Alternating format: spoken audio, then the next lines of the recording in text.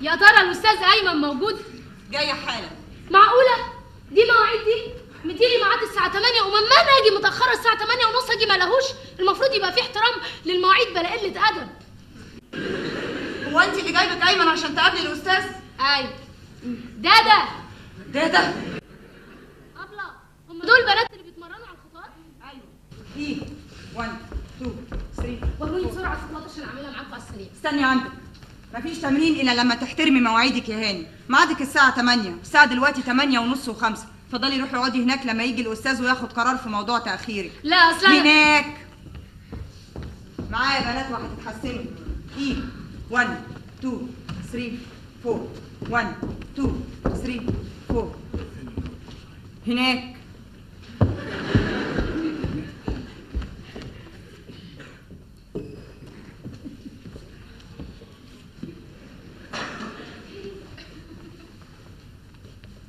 هم عملوا فينا يالا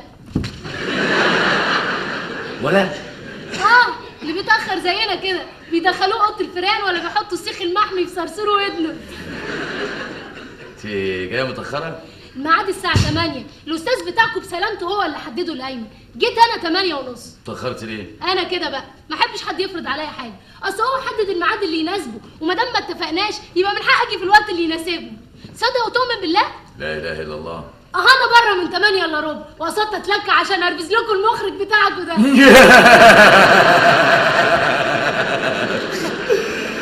ده هيتفرس فرسه. احسن. ده انت مناكفه بقى. لون برضه. انت معهد باليه؟ قعدت في المعهد 3 سنين وسبته. سبتي ليه؟ وانت مال اهلي؟ ما بهزر. لون بصراحه رفضوني. ورفدوك ليه؟ اصل ضربت مخرج.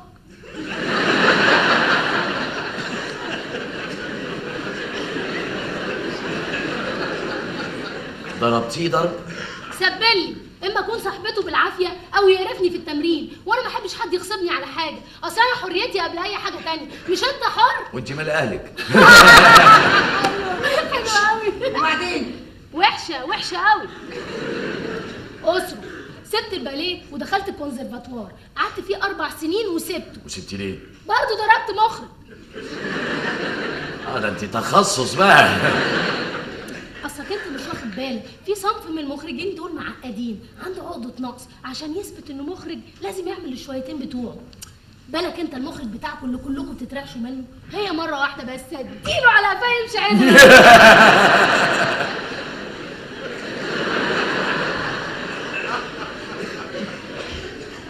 اصل انت مش واخده بالك.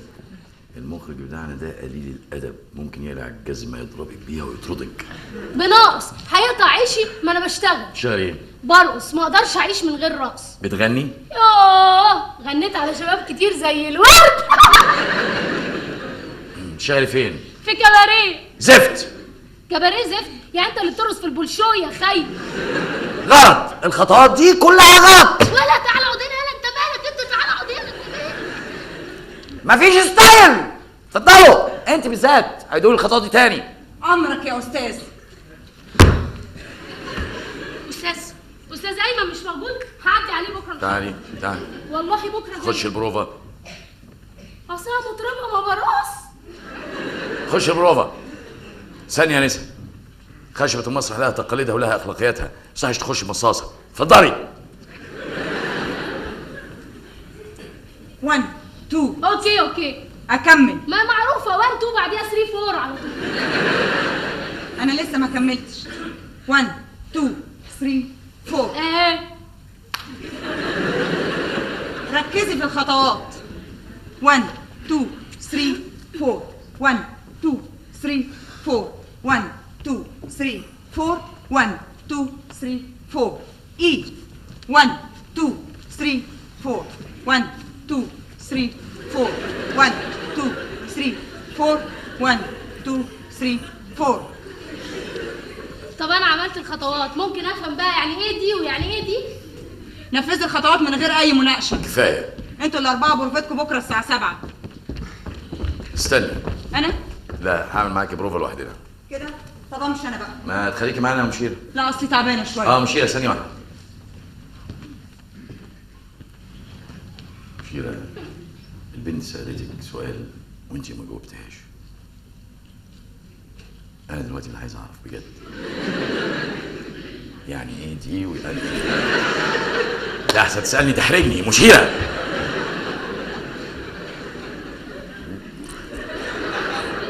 تعالي، مش عايز استفسار عن اي حاجه. حاولي تلقطي مني الخطوات بسرعه، ركزي. استجيبي للخطوات. 1 1 2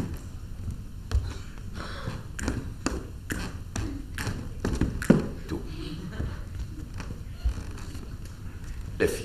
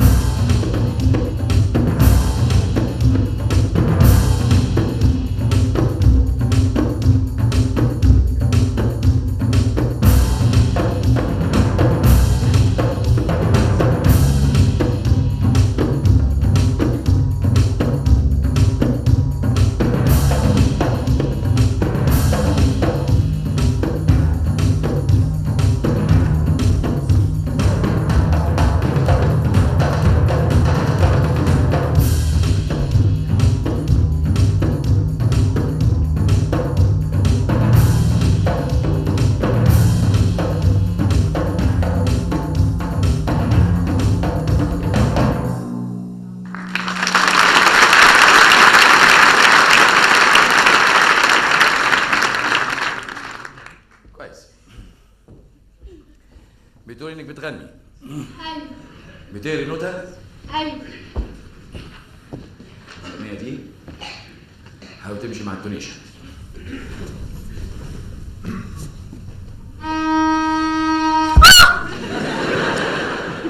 أعلى شوية.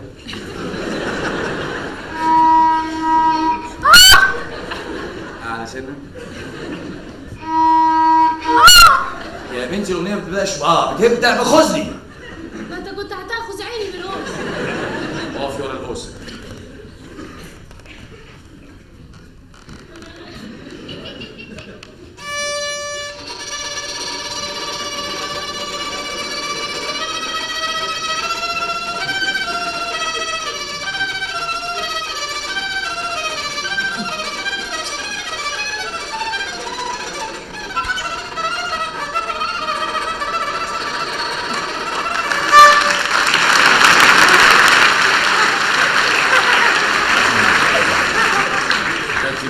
ده مالكيش دعوه بينا، كنت بظبط كمان.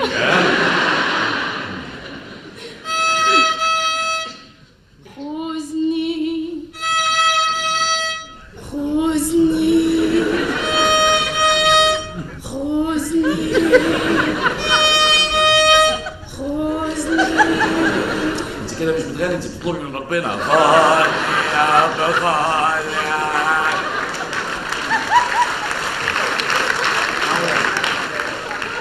همشي اشحت بيك يعني ولا ايه؟ بتقولي لحبيبك خذني خذني من الفاجيز. خذني خذني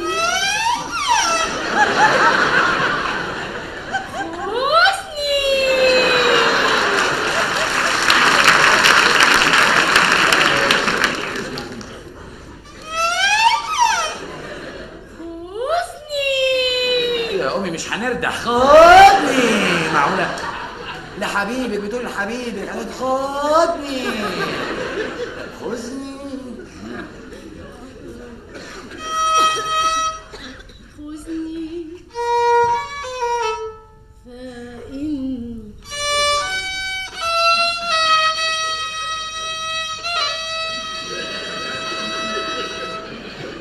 أحب الحياة.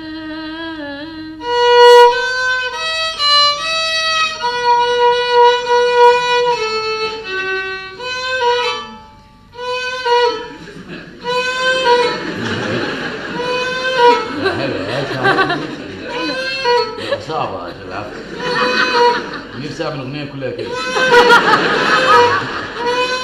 صعبة قوي. يلا دي ايه؟ قمر. يلا. وأعشق في الليل ضوء القمر.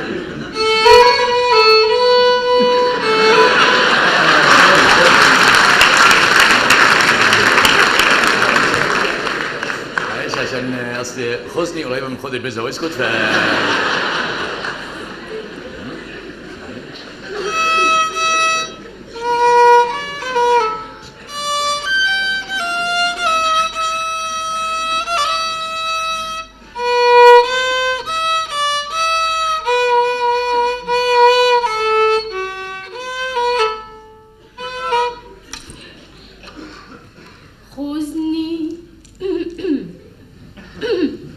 خذني فإن أحب الحياة وأعشق في الليل ضوء القمر.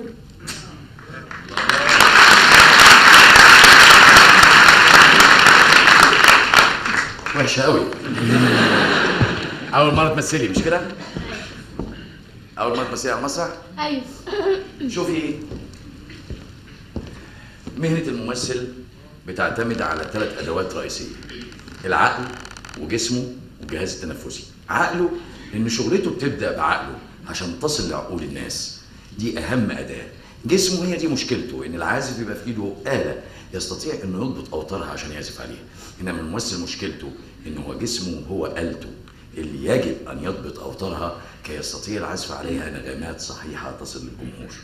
الجهاز التنفسي عشان ينظم الأداء بتاعك بين الجملة والجملة. خلينا في العقل لأن هو أهم أداة عند الممثل. إزاي الممثل يكتشف عقله بيشتغل إزاي؟ عقل الممثل بيشتغل في 1/60 من الثانية. الثانية في 1/60 من الثانية لازم ياخد أوردر ويدي أوردر، أو ياخد أكتر من أوردر في نفس الوقت ويدي أكتر من أوردر في 1/60 من الثانية. لازم الممثل يدرب عقله إزاي بسرعة في 1/60 من الثانية بياخد أوردر ويدي أوردر. هنعمل تجربة. أنت المفروض مرايتي، مظبوط؟ أنا قدام المراية لما أعمل أي حركة أي موفمنت، أنت المفروض هتبان الحركة دي في المراية وأنت مرايتي، فهتعملي نفس السينكرونيزيشن، الزمن، تزامن، ازاي نفس الاداء نفس الحركه الارتفاع اكنها مرايه. يعني انا شايف نفسي في المرايه كويس، انت المفروض مش عارفه انا هعمل ايه. عشان كده هيبقى عقلك بيتدرب ازاي في 1/60 من الثانيه ياخد اوردر او اكتر من اوردر. جاهزه؟ اوكي تروكر ريدي. ما خلاص راح فين؟ ما هو مرايه مرايه.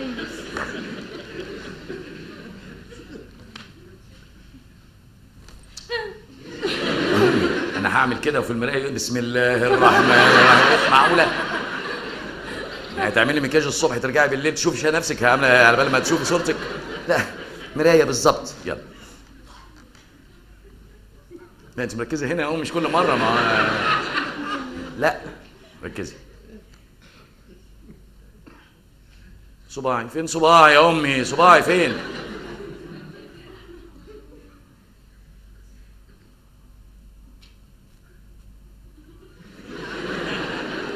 رجلي في المرايه، رجلي فين؟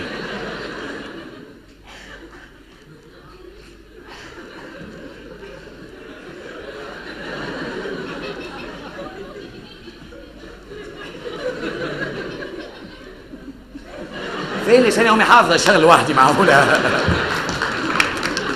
طيب نشوف ازاي بقى العقل يدي اوردرين عكس بعض، اوردرين عكس بعض في نفس الوقت في 1/60 من الثانيه. اعملي بوشك، النص ده بيعيط والنص ده بيضحك.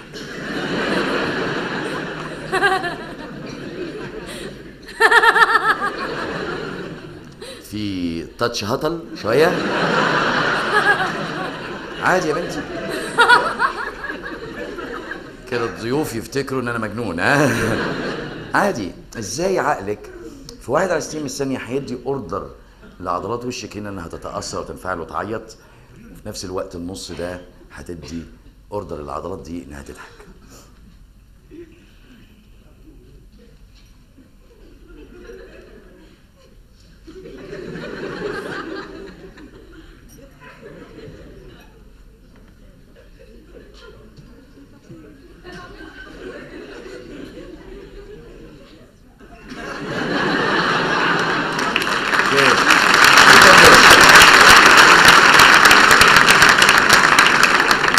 دو تقدري تعمليها. يلا ركزي كده. هنشحت يا امي، هنشحت كده.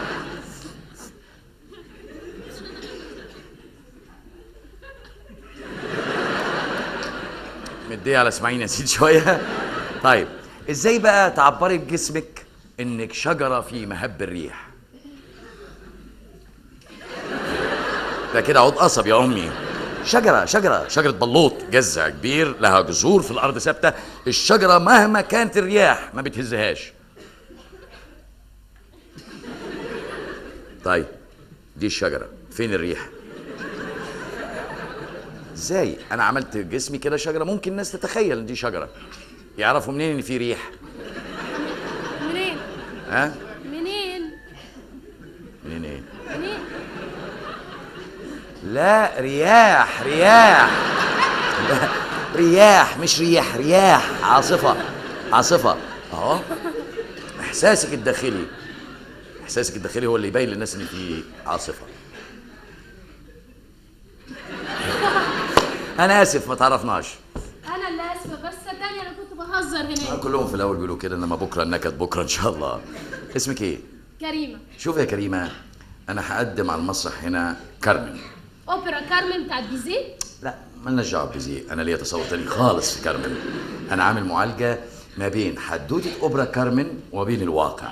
مش شرط الواقع بتاعنا، ممكن يبقى الواقع العالمي كله، الاحداث اللي بتحصل في العالم كلها، من خلال مناقشه حيويه ما بين فكره الحريه المطلقه والديكتاتوريه. هل الحريه المطلقه اللي بيصل فيها الناس لحد الغوغاء والتمرد والجحود والفوضى بتستلزم وجود ديكتاتور عشان يكبح جماحها، ولا وجود الديكتاتور اصلا اللي بيقهر الناس هو اللي بيدفعهم للمطالبه بمزيد من الحريه لغايه لما يوصلوا للفوضى؟ خلال تساؤل كبير وعام، من هو الديكتاتور في عالمنا النهارده؟ بحيث ان الناس تبقى قاعده في الصاله مش فاهمه حاجه، هما مبسوطين كده بس مش اي حاجه. يعني يقول لك ايوه ده كارمن، فجاه يقول لك لا مش كارمن دي حقيقه، وفجاه بعد شويه يقول لك لا ده بيحصل في الواقع، لا دي كارمن. مش مهمتي انا هنا الخبط الناس في الصاله. بس انت لخبطتني انا شخصيا. لا الممثل المفروض ما يتلخبطش عشان هو ده اللي هينقله للناس في الصاله. خلينا في كارمن الاصليه بنت غجريه، جمالها متوحش بدائي، كلها حيويه وعنف. الحب بالنسبه لها، انت بتحبي؟ يوه حبيت كتير. لا اقصد انت حبيتي؟ الحب ضعف، وانا بحتقر في نفسي قوي ان انا اكون ضعيفه. والحب بالنسبه لكارمن كان حب مطلق، زي حب الحياه، زي حب الفراشات للزهور، زي حب الطيور لاغصان الشجر. كارمن هي رمز الحريه والدفاع عنها، امراه جميله وساحره، مفيش راجل بيقدر يقاوم سحرها، وفي نفس الوقت كل راجل فيهم عايز يسيطر عليها ويقهرها، وده اللي بترفضه كارمن بكل كبرياء واعتزاز. انا هرفع عليكوا قضيه، والله لا ارفع عليكوا قضيه. لحقتوا تكتبوا قصه حياتي؟ يا ترى متجوزه؟ والله يا اخويا ما اعرف. كارمن؟ انت متجوزه؟ اتجوزت. برافو. واتطلقت. هارد لك. زي كارمن ما قدرتيش تطيق القيود. بس اكتشفت ده متاخر. بعد ما اتجوزته سافرت معاه بلده، ما طقتش، رميت له الذهب والالماظ ورجعت. بعد شهر ونص سبته. لما اكتشفت بقى انه عايز يقهرني باللي بيملكه، انا قهرته باللي انا بملكه، حريتي. والحريه بالنسبه لكارمن كانت اغلى شيء في الوجود. ده طبعا كارمن، ممكن استلفه عشان افهم شخصيتها اكتر؟ طبعا، خدي كتاب اقريه وفهميه واستوعبيه وانسي كل اللي قريتيه، عشان انا ليا تصور تاني خالص في كارمن. انت هتمثلي كارمن اللي في دماغ انا، ولما هتيجي البروفا بكره الساعه 7 هنا هتعرف انا هقدمها ازاي. موافقه؟ موافقه. باي باي. باي باي. كريمه، انت ما سالتنيش ليه اخترتك انت بالذات عشان تلعبي دور كارمن. انت كمان ما سالتنيش ليه انا وافقت. عشان شفت فيك كبرياء واعتزاز بنفسك. وانا وافقت لاني حسيت من كلامك انك مؤمن جدا باللي انت عايز تعمله ومتحمس ليه، وعايزك انت كمان تؤمني بيه وتدافعي عنه عشان تجبريني انك تعملي كارمن. ايه ده؟ انا كارمن. بالشفا يا امي، بالشفا.